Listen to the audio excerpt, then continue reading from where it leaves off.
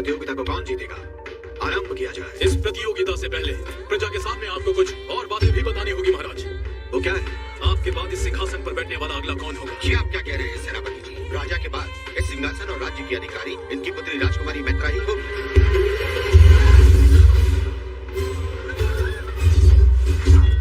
आज्ञा दीजिए महाराज। रुक जाओ भैरव, तुम्हारा इतना दुस्साहस, इसका कारण क्या है रणदेव? कारण है महाराज, ये इस राज्य को संभालेंगे जो स्वयं पर मुसीबत आते ही आंख बंद करके अपना बदन ढक ले। वो क्या तलवार उठाएंगी?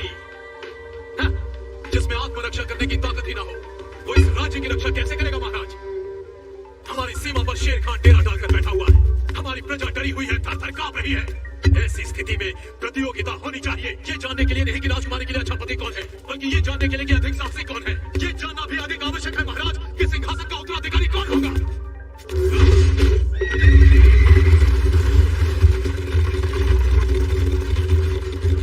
राजकुमारी मैत्रा उसी से विवाह करेगी जो चुनरी लाकर इनका और राज्य का गौरव बचाएगा। अगर किसी को आपत्ति हो तो हमें सूली पर लटका दे, नहीं तो हमारी चुनौती स्वीकार करें। अब कोई उपाय नहीं है महाराज, प्रजा आपके निर्णय की प्रतीक्षा कर रही है। स्वीकार है या नहीं? हमें स्वीकार है,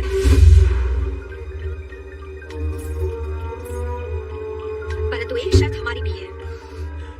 क्या है वो? जो भी पराजित होगा वो ये राज्य छोड़कर जाएगा। क्या बात है, हमें हराएंगी, राज्य से बाहर निकालेगी और विवाह से वो यहाँ जीवित लौटेगा तब ना। किंतु मैं इन्हें यहाँ जीवित लेकर आऊंगा राजकुमारी। आप अपनी आंखों से देखिएगा, जब शर्म के मारे ये इस राज्य को छोड़कर जाएंगे तो लोग इन पर थूकेंगे।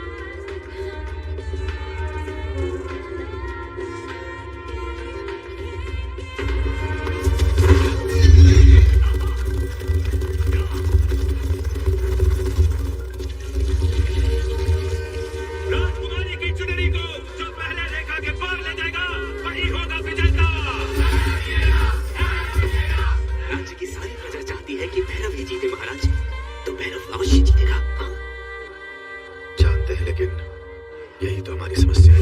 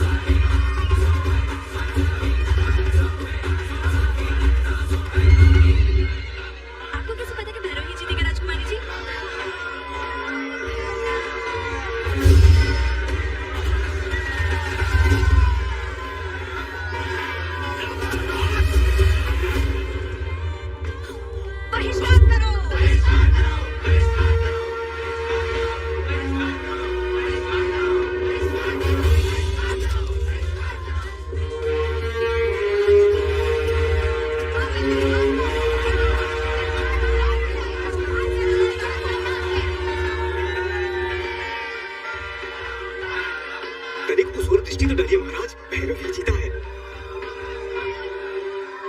भैरव ही जीतेगा, ये हम जानते थे महामंत्री। तो फिर दुखी क्यों हो रहे हैं महाराज? राजकुमारी जी भी तो उन्हें ही प्रेम करती हैं। देखिए तो उन्हें, उनके चेहरे से कितना आनंद झलक रहा है। हम भी ये खुशी देख रहे हैं, पर ये भी देख रहे हैं कि वो जल्दी ही विधवा हो जाएगी। महाराज, काल भैरव उस कबीले से है जिसका हर आदमी अपनी जान इस राज्य पर न्यौछावर कर देता है। कोई भी 30 वर्ष से अधिक जीवित नहीं रहता। शेर खान से लड़ते हुए मरना इसके भाग्य में लिखा है। ये जानते हुए भी हमने ये विवाह करवा दिया तो जीवन भर हम अपनी बेटी को विधवा ही देखते रहेंगे।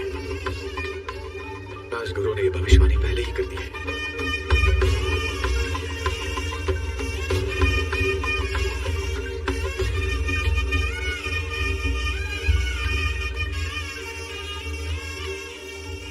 तुमने राजकुमारी की जान बचाई, तुम्हारे होते हुए हमें किसी बात की चिंता नहीं। ये मेरा धर्म है।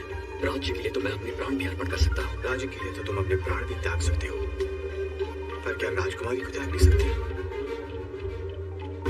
महाराज, एक महाराज नहीं, मैत्र का पिता तुम्हारे सामने भीख मांगता है।